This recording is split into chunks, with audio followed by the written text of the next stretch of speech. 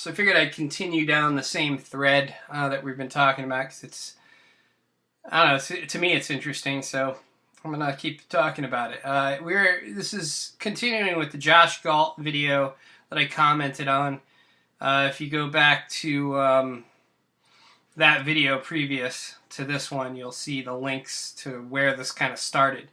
And this guy, G for T, who apparently is pretty much driven his wife and alienated his family because he's so concerned about the corruption around the world and how he just can't cope.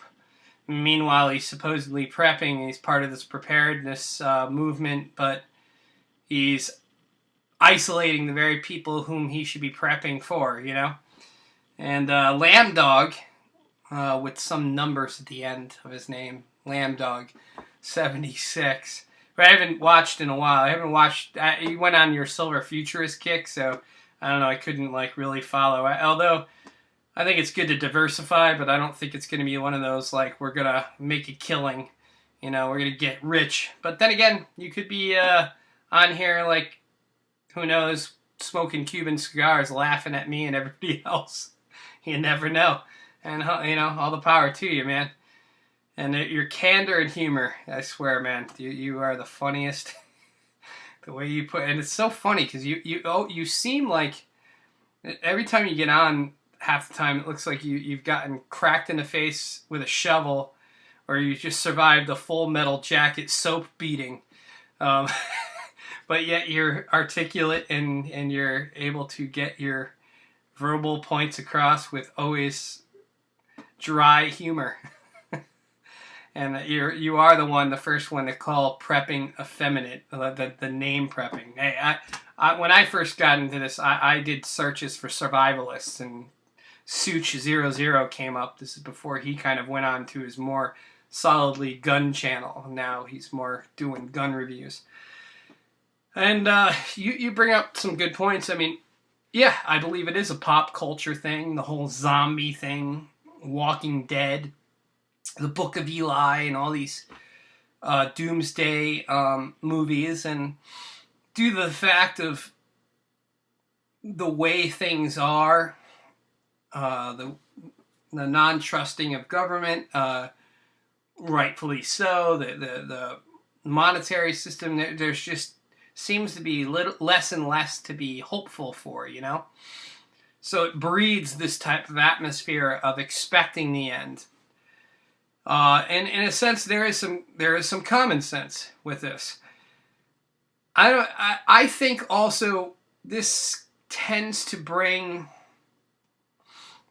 people who are mentally deficient or depressed, or people who are socially awkward.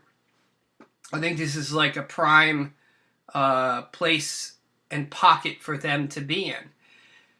Because, you know, the prepping thing, you always hear that. You hear that, the G for T, where it's like being awake. I'm not one of the sheeple. Like, so it creates kind of a sense of elitism. Like, you know things other people don't, so that sets you apart and makes you a little bit more special. I think that's part of the reason. It makes you feel kind of superior, even if you are in a lot of ways inferior in your social life or in society in general.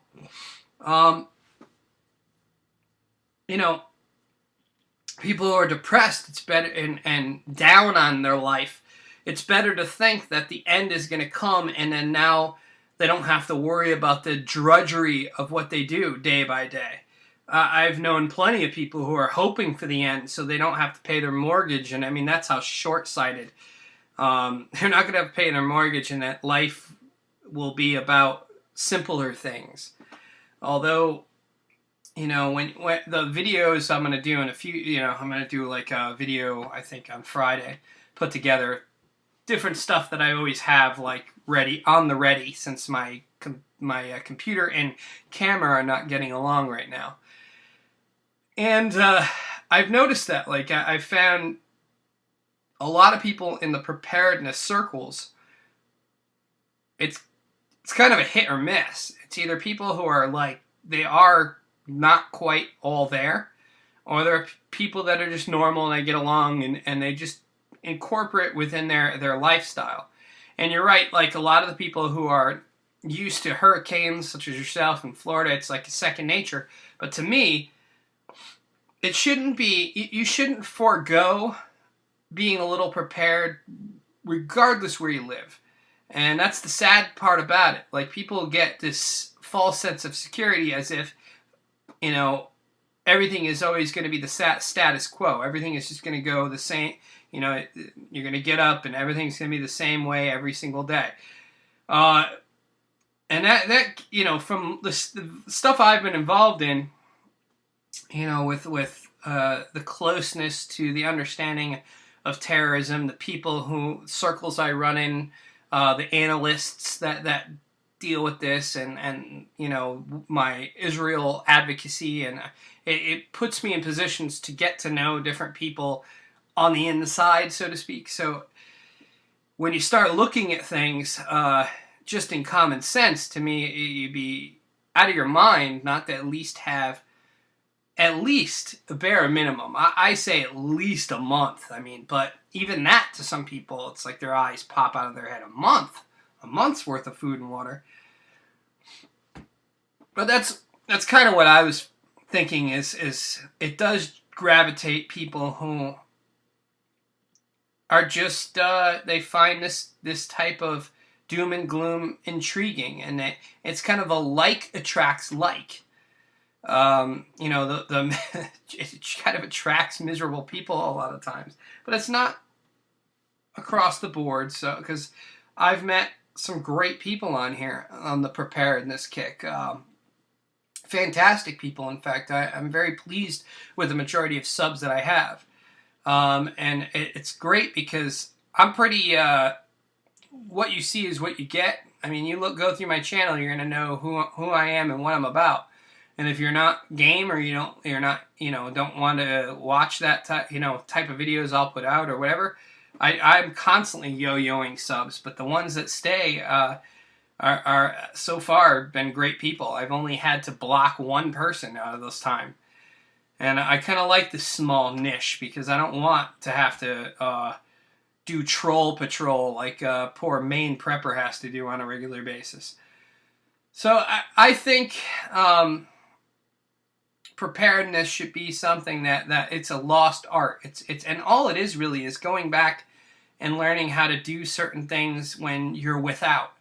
If you have no power, if you have to learn how to deal with things, know how to preserve food. I mean, these are skills that should just be handed down from generation to generation, so they're not lost. So if, God forbid, we have another 1920 style market crash, if we have a major Great Depression, we're going to be able to get through, just like we were able to get through back then. I mean, my grandparents got through it, and you know, it was hard, but they were able to make do, and pretty interesting stories. I should tap into my grandfather before he passes away. I mean, he is 96. I think he's still driving too, the last I checked. It's that Irish-Scottish blood that does not quit. My great-grandmother, straight out of Dublin, like, lived till 94. And she was still river dancing at 92. She was an incredible lady, man. But I'm going off, trailing off into a rabbit trail, so I'm going to stop this right here. So, it's good to see you, Lammer.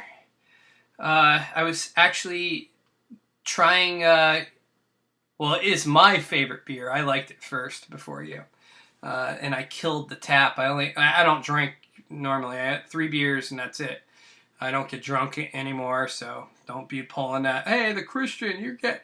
No, you can drink alcohol, you just don't get wasted as far as I can peer into the biblical scripture. But I tried, they had a Oktoberfest on tap.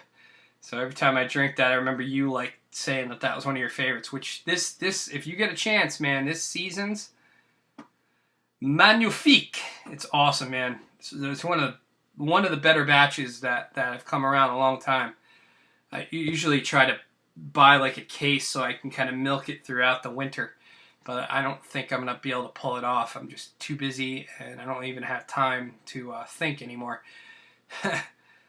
Anyway, it's good to see you around, man. I hope you start doing some regular commentary videos. Do your best. Let God do the rest, guys. And check Lambdoggin 76. He's a good channel. Step back, folks. Step back. We have an update. I don't know the reliability, because I don't know this guy from Adam. But Jeff the Canuck, #2. With a name like that, you gotta trust him, right? He says, okay, almost arrived at the 7-minute point. Obviously agonizing through my long video. And this one's at the 10+ mark.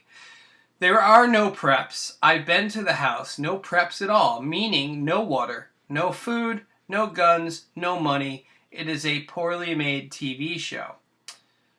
You mean YouTube isn't real? What? Yeah, so he puts also no preps, 2 to 3 days food on hand, not much water, no weapons, just a pellet gun. He's broke too, he needs help.